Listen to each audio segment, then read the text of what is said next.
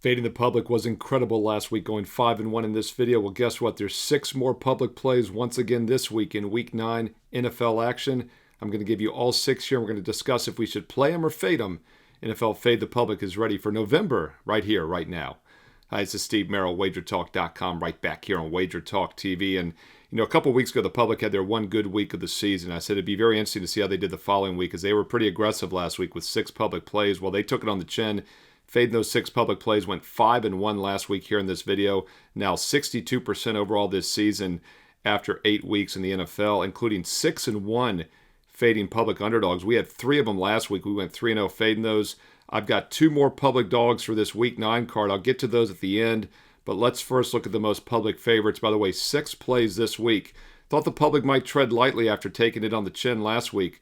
Not the case. They're coming out swinging once again, and we've got 6 very public sides. We'll go down in start time order. I'll give you the 4 favorites first, and then we'll come back with those 2 public dogs. You know I love to fade public dogs. By the way, if you're new to this video, concept is quite simple. Whenever we get one-sided heavy action on one team, the line is usually inflated a bit, and fading those teams long-term, playing against them, does make you money. But we pick our spots. We don't just blindly fade the public.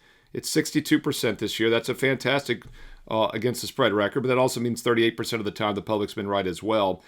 I use this as a filter. It's just part of the overall handicapping process.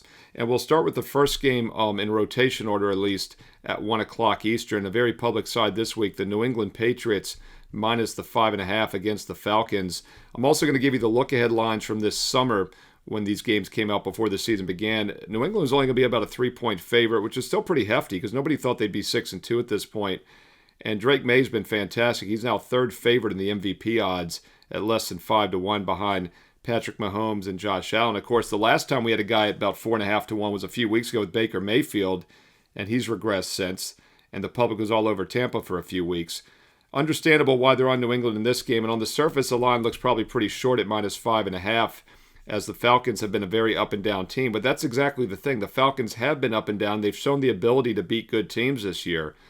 Beat Buffalo as a home dog, beat the Commanders, beat Minnesota, but then they got shut out 30-0 against Carolina. Also lost to Miami by 24 last week, lost to the Niners by 10. It's been an up-and-down season for the Falcons, but I still think they're a team that maybe we can trust, and they have to run the ball better. They're a run-based offense, and the reason they've gone 0-2 straight up in ATS their last 2 games is because they've rushed for only 62 yards against San Francisco and only 45 against the Dolphins. Now, running for only 45 against that bad Miami Dolphin defense is not a good sign. They have to step things up here against New England, and I think there's a chance they might be able to. New England's run D has actually been pretty solid this year. Their pass defense has been weak. Tough call here on the surface. It looks too easy, but we know how these games often play out. If you're looking to fade the public in this one, you'll be on Atlanta plus the 5.5. I have not been in a hurry to fade New England this year. Last week I thought was a spot maybe in which they come in a little bit flat against Cleveland, and that was not the case. They still won that by 19. They, of course, blew out Tennessee by 18. Also covered against the Saints. Patriots have now won 5 in a row straight up in ATS, and they're running the ball extremely well. They've had over 350 rushing yards the last 2 weeks, so not in a hurry to jump on the Falcons, only getting a handful of points here, but New England Patriots minus 5.5 is one of the more public sides here in week number 9. All right, another public side for you goes at 1 o'clock Eastern, and that's the Detroit Lions minus 9 against the Vikings. And this is another situation where I'm not in a hurry to fade the public in this one. The Lions are the better team. Now, the look-ahead line, by the way, this summer was only 4.5. Now it's 8.5, 9. McCarthy is expected to be the starter back from Minnesota. I'm not sure that's a good thing. I've yet to really see him do anything. He got hurt in the first preseason game last year as a rookie and did not play at all the entire season. He's been below mediocre this year when he's been available. And now he's taking on one of the best teams in football on the road. And the other reason I have pause here, fading the public in this one, Detroit's now covered 9 straight. They're 9-0 against Minnesota the last 9, with almost all those games coming under Dan Campbell. This is his 5th season. The majority of those games with Campbell as a head coach. He has swept the Vikings each of the 4 seasons, ATS. So not in a hurry to fade the public in this one. The line does look a little inflated at minus 9, but I just don't know what to make of J.J. McCarthy. He has been very mediocre at best, and the Lions are an explosive offensive team that can definitely score points in a bunch when needed. Other than that bad showing against Green Bay and then the loss at Kansas City, they've put up basically about 35 points a game overall in the other games this season. Two games in which the Patriots and the Lions are not teams I'm necessarily looking to fade. If I had to choose one of the two, I'd probably rather be on the Falcons. But these are two in which, fading the public probably not going to be the best idea. Same thing with the third game here at 1 o'clock Eastern, Chargers and Titans. Not a surprise the public is fading the 1-7 Tennessee Titans. They're definitely the worst team in the NFL. The Jets are pretty bad, but at least they've shown the ability to win. Titans are even worse. Titans only win this season by a single point at Arizona. They've now since lost 3 in a row straight up in ATS. They've gone 1-6 against the spread their last 7. 1-7 straight up, 2-6 ATS overall this season. And as is often the case with teams that are not winning or covering, they don't have a good offense. They have scored 14 points or less in 4 of their last 5 games. And that's a problem because when they get behind, they can't catch up. I hate asking bad teams to do something good for me. And those of you that watch this Fade the Public video know that I'm never in a hurry to back bad teams. Now, the Falcons and Vikings are competitive, so you can make a case for fading the public with one of those two squads. I'm just not in a hurry to do so with Tennessee because when they get behind, they just can't catch up. And there's always one or two teams every year the public keeps fading with success. And so far this year, that has been the Titans. In fact, I mentioned how bad the Tennessee has been this year, and I don't see any improvement here in the future. Now, I will say this line is currently 9.5 in most spots, minus $1.15. I'm saying minus 10, though, because 10s are starting to show this weekend, and with the public being heavy on the Chargers, I do think more 10s will show by kickoff. So if you like the Chargers, lay the 9.5 sooner than later. If you like the Titans, I would wait and definitely get a plus 10 or more. I'd say there's a 4 to 5% chance this game lands on exactly 10. The Chargers win by 10. So once again, if you like Tennessee, you got to get at least plus 10 or more if you want to hold your nose and fade the public in that one at 1 o'clock Eastern. All right, pretty lukewarm on these early games here, these 3 favorites that I've given you, but there is one I think we can fade, and that's the 4th favorite this week, and that's actually one of the most public plays this week. I'd say Detroit and Dallas are probably the 2 most public sides, and this is actually your Monday Night Football game at 8:15 Eastern on ABC and ESPN. Now, I did a standalone about 10-minute video on this one earlier in the weekend as well that'll be posted on Sunday. So if you'd like a deep dive into the breakdown of this game, be sure to check the standalone Monday Night Football video. And don't forget, I've been doing that all season. Every Thursday night, Sunday night, and Monday Night Football game free for you right here on WagerTalk TV. So if you're liking these videos, click the thumbs up, like, and comment below. Thumbs up, like, comments below, and I will keep these free play videos coming each and every day for both college and pro football, and now college and pro basketball are here as well.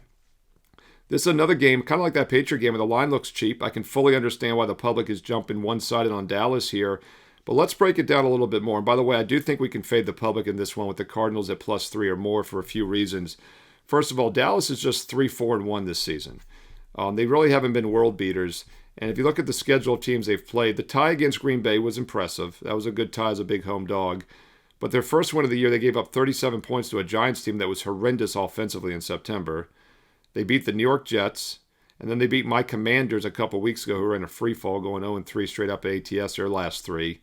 Dallas has only turned the ball over in one game the last 5 games. Only 2 turnovers total, and that was last week at Denver when they lost by 20. But they've had no turnovers in the previous 4 games. That'll make you look a lot better than you necessarily are. But one fact remains, Dallas has one of the worst defenses in the NFL.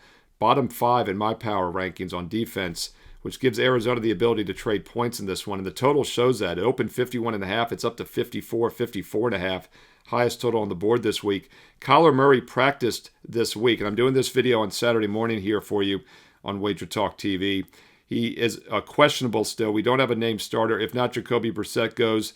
He actually has a better quarterback rating. He's averaging over a yard per pass more. Murray's a little bit more mobile running the ball. I think Brissett actually might throw better. So I really don't care who the quarterback is in this game. I like the Cardinals at that key number of plus 3 or more. Now, there are some 2.5s. Other spots have 3. Make sure you get plus 3. And this line will probably go a little higher, although maybe it'll change. If Murray's announced officially as a starter, I wouldn't be shocked if it drops down. So I'd go and grab Arizona at plus 3. Lock in that key number while you can. And I think this is a spot where we can fade the public. Talked about that Dallas defense. They're giving up almost 5 yards a carry, over 7.5 yards per pass, almost 6.5 yards per play. So we are getting the better defense in Arizona. And I think even though their passing attack's been mediocre this year, they will be able to move the ball in this game. I'd fade the public on Monday Night Football with the Cardinals plus 3. All right, those are your 4 favorites. Once again, not much value, I don't think, on the Sunday games, those first 3, but I do like fading the Cowboys on Monday Night Football. And now we have 2 public dogs. Ding, ding, red flag, double red flag alert. 2 public underdogs for Sunday. And as you know, I love to fade public dogs. There's a lot of ways to use this information, but one of my favorite subsets is fading public dogs. And the reason is the public normally plays favorites. Over 60% of the time, they're going to be on favorites and overs. So whenever you see them on an underdog or an under, I always dig a little bit deeper. And historically, that's been one of the best subsets, one of the best ways to use this data. As I mentioned earlier, 3-0 last week fading the 3 public dogs, and now 6-1 this season fading public underdogs I've given you in this video, and we have 2 more of them this week. Another reason I like it is because you're not on a bad team. You know, I mentioned earlier I don't want anything to do with Tennessee this year. Public keeps fading them, but I don't blame them because Tennessee's a terrible team. Well, the nice thing about fading public dogs is by default you're getting the better team because they're a favorite. And the first game that qualifies this week is Denver at Houston. If you recall, the public was on the San Francisco 49ers last week. That was one of those public dogs they got wrong as the Houston Texans won the game and moved to 3-4 on the season with a 26-15 win over a good San Francisco team. And the Houston offense came alive. Over 460 yards of offense in the game last week. And I also think we might have the better quarterback in Stroud over Nix. I'm not a huge believer in Nix. He's a game manager. He's mediocre. He's been great as a favorite. That's another thing. Since Nix took over last year as the rookie quarterback, they've been very good as a favorite, winning over 90% of the time. Denver, where they've had trouble stepping up in class as a dog. Now, I know they're only a 1.5-point dog in this game, but the line probably should be more. And because the public is on Denver, it's kept it below that field goal. Houston remains a little bit underrated. Public faded them last week. They were wrong, and I think Houston's a play again in this game. And the other reason I say that is this looks like a tough scheduling spot for Denver after 5 straight wins. And keep in mind, they had to go overseas to play the Jets, played the Giants in that come from behind game down by over 20, miraculous win. And then last week, the 20-point win against the Cowboys at home once again. Now they're traveling on the road. I think this is a little bit of a flat spot here. I'd fade the public dog in this one and look at Houston minus 1.5. That game is on the early card at 1 o'clock Eastern Sunday afternoon. Now your other public dog this week is actually the Sunday night game at 8:20 Eastern, the Buffalo Bills plus the 1.5. I also did a standalone video on this one because it's a Sunday night game, so if you want a deep dive, check that out here on WagerTalk TV. Make sure, by the way, you click subscribe and you click that bell here so you never miss out when these free play videos are posted, including the Sunday night and Monday night games. And I mentioned several things in that video. First of all, Kansas City has been the better team in this series. I know Buffalo's won the last 3 regular season meetings. Kansas City's won the last couple playoff games, including last year's championship game. I also feel like Kansas City's starting to hit their stride here. After the 0-2 start, Chiefs have quietly gone 5-1 their last 6. And I say quietly because the betting markets are not respecting it. 5-1 straight up. Well, Kansas City's also 5-1 against the spread those last 6 games as well. And I think once again, this line is a little cheap. I understand why people are intrigued by Buffalo as a rare home underdog, but the Chiefs are the better team in this game, and I think they should be at least a field goal favorite and would be if this line wasn't so public. Kansas City also has a substantial defensive edge. You know, you look at Buffalo this year, despite being 5-2 straight up, their wins really aren't that impressive. They beat a Baltimore team that turned out to be terrible for the next month. Ravens are starting to come on now. But still, and that was not a legit win. They had about a 1% chance of winning that game with 5 minutes to remaining in the game before the monster comeback. So they really were outplayed by Baltimore. Then they won 3 in a row after that. They beat the Jets, Miami, and New Orleans, 3 of the worst teams in the NFL. Lost to the Patriots, lost to the Falcons, and then bounced back after their bye week last week to beat the Panthers, who are a very mediocre team as well. And I actually had a strong best bet on Buffalo for my clients last Sunday at WagerTalk.com. And I love this setup. Bills coming off back-to-back losses, taking a step down in class and off the bye week. So I still don't think Buffalo's beaten a good team yet this year, and this is a huge step up in class against a Kansas City team that's in excellent current form. Balanced attack. They've rushed for 300 yards the last 2 games. They've thrown for over 550 in those 2 games combined. Beat the Commanders rather easily. They pulled ahead in the second half on Monday Night Football. And then the week before that, one of the most dominating performances you will see in the NFL in recent years, a 30-3 first down edge against the Raiders in that 31-0 blowout in which they were sitting guys in the second half. Hey, 2 favorites to be the MVPs, Mahomes and Allen, but Mahomes is having the better season. He's the better quarterback.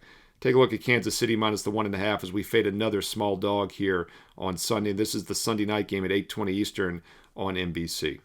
Hey, there you go. The 6 most public sides in the NFL this Sunday. Kind of neutral on the first few that I gave you, but then those last three, I think there is some value fading them. Once again, recapping the most public sides this week as I get them on my cheat sheet here, because there's so many of them. The Detroit Lions -9, Dallas Cowboys I just talked about -3 on Monday Night Football, Chargers -10, Patriots minus the 5.5, and then those two public dogs, Denver Broncos and the Buffalo Bills, both +1.5 each on Sunday. Hey, let me know your thoughts in the comments below. Where do you agree or disagree with the public? Which ones do you think we should play or, more importantly, fade here in Week 9?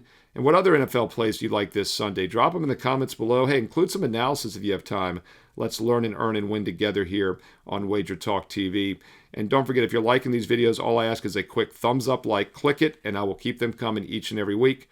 Make sure you subscribe and click the bell as well here when you subscribe so you never miss out, and you'll get an instant alert when these free play videos are posted each and every day.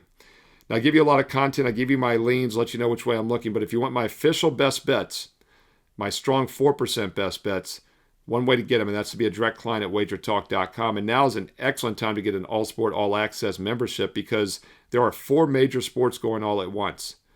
College and pro football, and, of course, college and pro basketball. World Series just finished, but we still have all the other 4 major sports that I handicap going on a daily basis. College and pro football and college and pro basketball. 7 days for just $99, no promo code needed. Or how about a 30-day for just $199? Now, normally it's $299, but you get an instant $100 discount when you use promo code SM199 at checkout.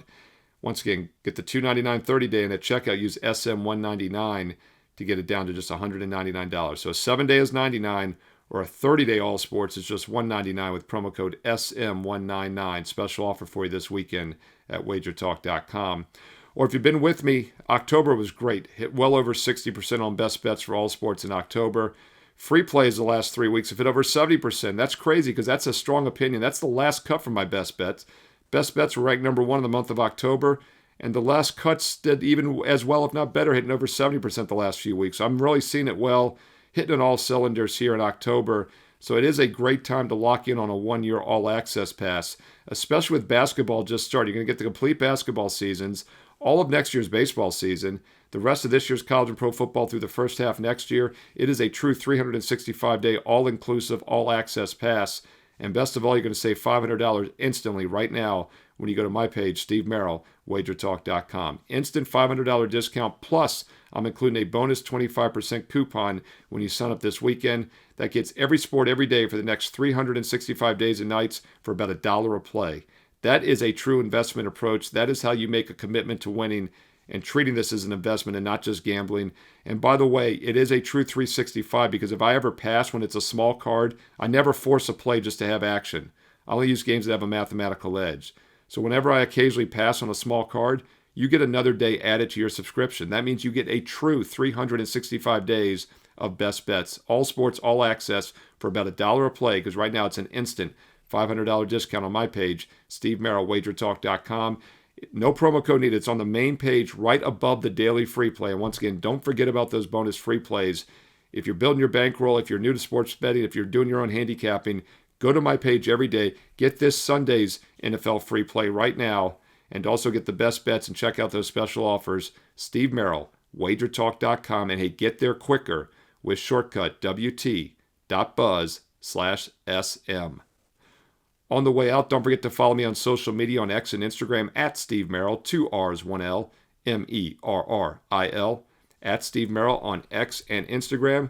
And stay tuned here to WagerTalk TV because you know there's more free play videos coming up next.